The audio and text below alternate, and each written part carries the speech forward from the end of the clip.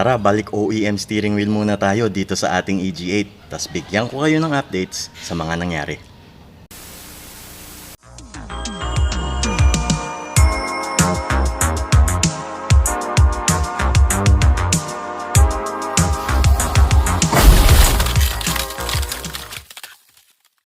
Hello guys! Welcome sa isa na namang episode ng Bud TV. And for this episode, samahan nyo ako na... Ano ba? Paano ko ba ma-explain to sa inyo? Samahan nyo ako kasi meron akong naisip dito sa ating EG8. Hindi ko alam kung tama itong gagawin ko. Pero I just felt na na parang pampatanggal umay naman. And then with the situation which is happening around, pagka medyo if you are aware with the situation na nangyayari, medyo parang it's time na siguro gawin ko muna ito, tsaka para at least at the same time ma-preserve ko rin yung parts nitong EG8. So sabihin ko na sa inyo yung gagawin ko. Magpapalit tayo or magbabalik tayo ng ating steering wheel. Okay, so di ba alam niyo naman yung steering wheel natin, ito. Ayan. So ito yung ating steering wheel, naka Momo tayo na tuner, red stitch, tapos naka NRG tayo na quick release, and then short hub. So ang bala ko, papahingahin ko muna sila, tanggalin ko muna, and then ibabalik ko muna yung ating original equipment manufactured or OEM as what we call it na steering wheel. Ito siya. Ayan. Ewan ko kung nakikita nyo, pero mamaya liliwanag na rin yan. Ayan, lalapit ko. Ayan. So ito yung kanyang OEM na steering wheel. This is syempre original na EG steering wheel. Ito kulay gray, hindi siya black. Kulay gray siya kasi EG8 tayo. Okay, kasi merong mga manubela na black. Magtataka kayo, bakit gano'n may mga manubela na black? Black dahil of course siya, pang EG9 siya. So ito atin gray, and I decided na magpalit na lang muna. So let's go ahead at gawin natin to. Huwag na tayo magpaligoy-ligoy pa para this for this episode. And samahan nyo ako na magbaklas at magkabit nitong ating OEM steering wheel. Before we go, or before we start, huwag nyo kakalimutan to give this video a thumbs up. Comment down below for any questions, comments, or suggestions, or kung ano yung mga nasa isip nyo, okay ba tong gagawin ko or whatnot. And don't forget to subscribe to Bud TV kung hindi pa kayo nakakapag-subscribe. And huwag nyo kakalimutan to click the bell icon to get notified on our future videos para update kayo lagi dito sa ating channel. Okay, so sa 2,000 at hi guys, maraming salamat. 2,000 subscribers na sumusuporta and nagmamahal dito sa ating channel. Sobrang salamat. As what I've said, taos-puso ako at taos-puso kami ng team ko na nagpapasalamat sa inyo sa pagsuporta dito sa channel, and we will keep on doing videos para sa inyo. Okay, so again, maraming salamat po sa inyo, and we wish you all the best at we wish you nothing but good health sa panahon ng pandemya. Okay, so thank you, and tara na, let's go.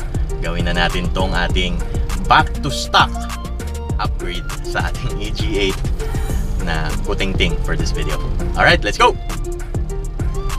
Okay, so nandito na tayo ngayon sa ating EG8, and as what I've told you, papahingahin muna natin tong ating Momo tuner para ma-preserve ko rin siya in a way, and para tumagal din yung kanyang buhay, para hindi rin siya, alam mo yun, makalbo. Kasi leather to, di ba? So ang tendency nito pagka tumagal, ang nangyayari sa kanya is kumikintab siya, and then nawawala yung mga grooves niya, yung parang details niya sa leather. So I want to restore, or ibig sabihin preserve this by replacing it and going back to OEM steering wheel muna for the meantime. And habang nagsasalita ako, na-realize ko na teka muna, parang hindi ko naman yata kailangan tanggalin yung steering wheel. Ikakabit ko lang siya diretso sa ano, intact pa rin siya, nakakabit pa rin siya sa ating sa ating quick release. Tanggalin ko na lang mismo yung quick release. Sorry medyo wala ako sa hulog ngayon. Ayan, tanggalin ko sa ating quick release. Ayan, tinanggal na natin yung wheel. At least intact siya. If ever I want to put it back, wala na akong gagalawin dito. Ang tatanggalin ko na lang talaga is yung short hub and yung adapter natin para maibalik doon sa ating original na OEM steering wheel. Okay, so eto, nung tinanggal ko yung ating quick release, you have 1, 2, 3, 4, 5, 6. 6 na Allen bolts that you need to loosen up para matanggal mo yung adapter. Ayan. Pag natanggal mo to, lalabas dyan yung short hub mo. Kasi inaasawa niya yung short hub para maikabit mo yung quick release mo. So, sige. Fast forward natin para makita nyo yung process.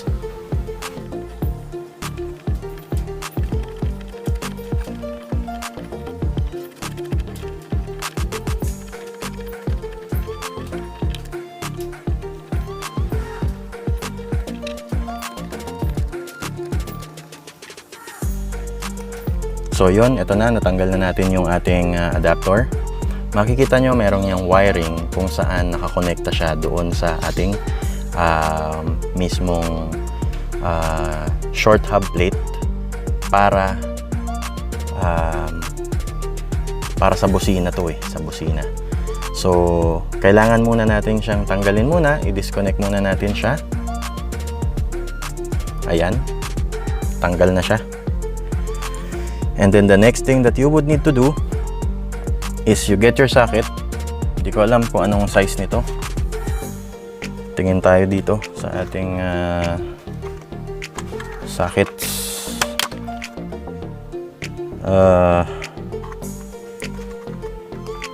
Check natin kung anong sukat. This is not I don't think this will fit, no? Should be a little bit bigger. Tigas yan. Tingnan natin kung pasok to. Hindi pa rin. Ano ba sukat nito? 15. So I guess ano to? Somewhere between 17 mm. 17 nga ba? Yun! Pasok. 17 nga. So tingnan natin kung hindi na kailangan ng extension. Okay, so tanggalin na natin to with your socket wrench. Tingnan natin. Make sure pala na bago kayo magbaklas, kailangan na nakalak yung inyong manibela, or else wala kayong puwersa, hindi nyo matatanggal. Ayun. Dahan-dahan lang dapat kasi pag binigla nyo to, baka masira yung nut. Ayan. Tanggal mo na siya. Okay. Then lagay mo dito sa towel mo yon para hindi mawala. And then mahihila mo na yung iyong adapter. So it's just that easy. Mag-iingat ka lang dahil of course moving parts yan. Pag medyo masikip, talagang kailangan mong dahan-dahanin. Meron ditong wire. Kailangan dapat nakaangat siya. Make sure na nakaangat siya ng maayos kasi siya yung magiging contact dun sa busina mo. Pag hindi mo siya inangat at hindi mo siya minake sure na talagang aangat, magkakaroon ka ng problema at hindi bubusina yung iyong kotse. Okay? So, ito na yung ating OEM na steering wheel. Lalaki siya compared sa Momo tuner natin. Mas malaki siya ng konti. Okay? Mga, if I'm not mistaken, mga ano to eh. Siguro mga 15 inch, if I'm not mistaken. Don't quote me on that dahil hindi ko alam. I'm just guessing. Kasi alam ko yung 13 inch yung ano eh. Yung ating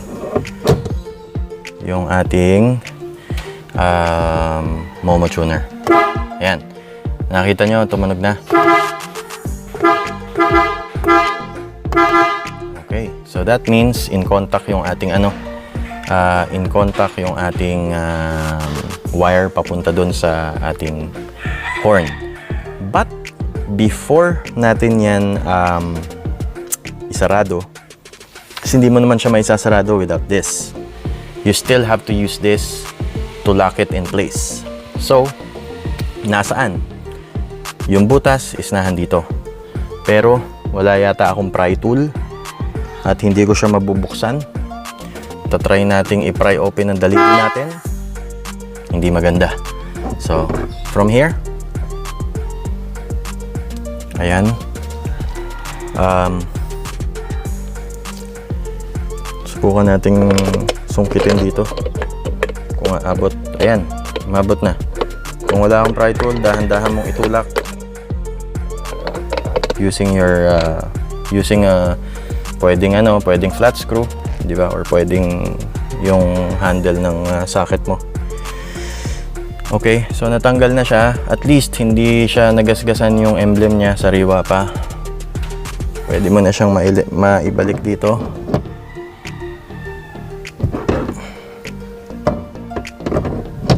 Ayan. Testing ulit, busina. Okay. And then, kailangan mo na this time ng extension kasi humaba na yung travel niya. So you have to put this on your socket. Put that on your socket. Yan. Ito, ilagay mo to. Ilagay mo na yan dyan. And then put this here.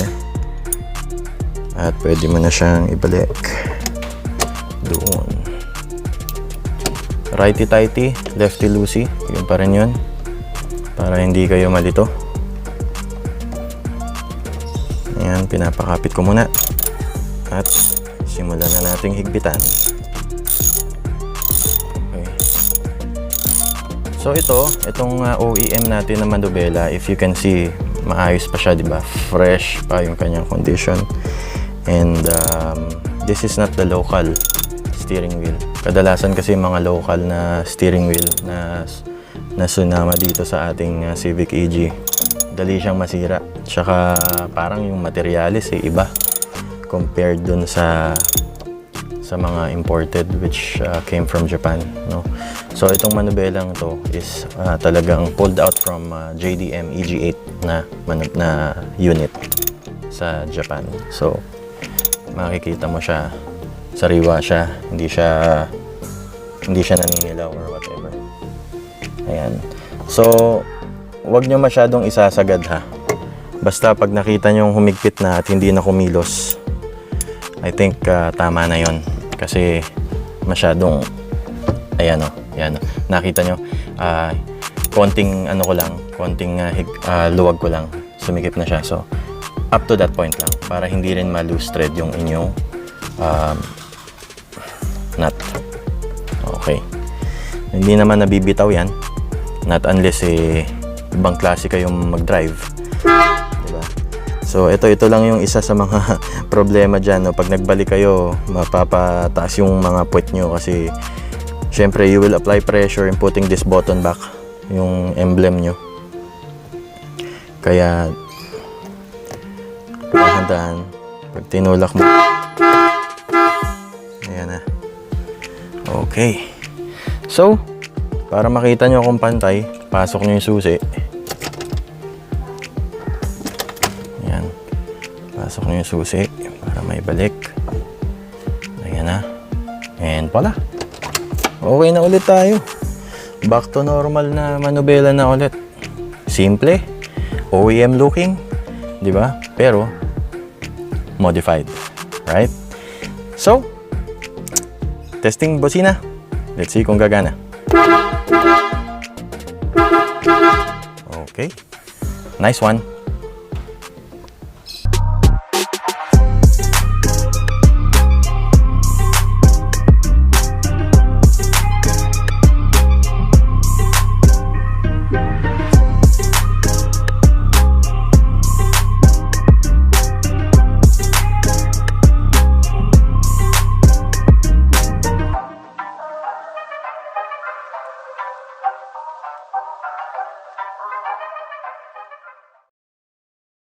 Okay, so dito